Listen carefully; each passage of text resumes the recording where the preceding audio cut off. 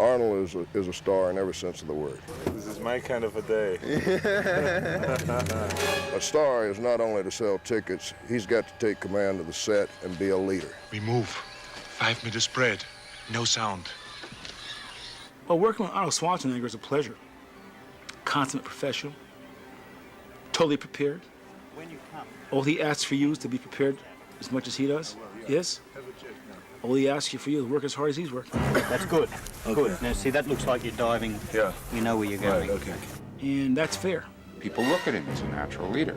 It helps enormously the movie company if somebody like Arnold walks out there and deals with the water, deals with the mud, deals with the rain, all the mosquitoes, the heat, the whatever, and takes it on like, hey, what are we going to do today?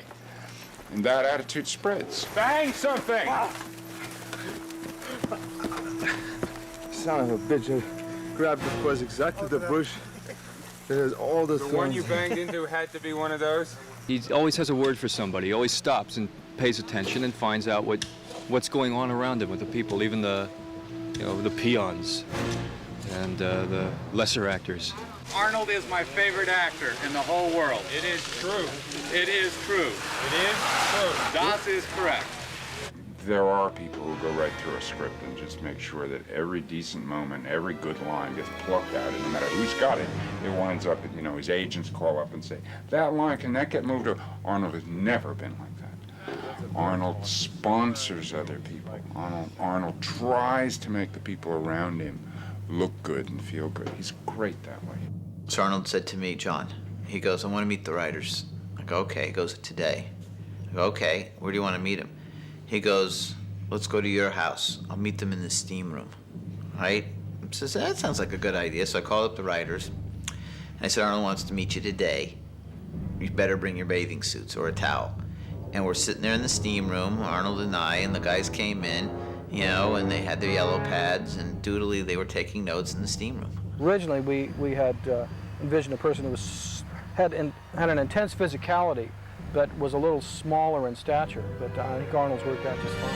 What's a little bit of something about who this guy is? Oh, he's like Joel Silva. He's like really ballsy. He's the top of the line. He's incredible.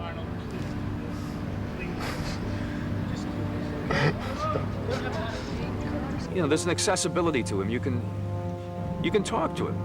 He doesn't walk away. He doesn't go in his trailer. He offers you something to eat. I remember the Mexican guide that we had. He took his kids out pony riding one day. You think, this guy has gone through and known things I never will. And so you assume an intimidation factor. But in fact, it's not there with him. He's very open. He's very accessible. And he's a lot of fun. He just sits there chomping a cigar. He tells jokes. Where's my stogie? Certainly, a lot of cigar smoking was put in the script because you could never find Arnold without a cigar in his hand anyway. John, do we do the getting up or about? Arnold, of course, had these giant stogies he's smoking. I, being the athlete that I am and the clean living person that I am, never in a million years would let tobacco touch my lips. Absolutely not. But I sat there in that chair getting a whiff of this great, this aroma of this stogie. And Arnold eventually, golly, you want one? Sure, why not? I was hooked. That was all over. After that, I had a stogie or two, and within a few days, Arnold had a box of stogies delivered to me, and got me hooked. And shame on you, Arnold. See, my weapons are being used against me. Well, he's a living comic book. You just look at him. He's a man mountain.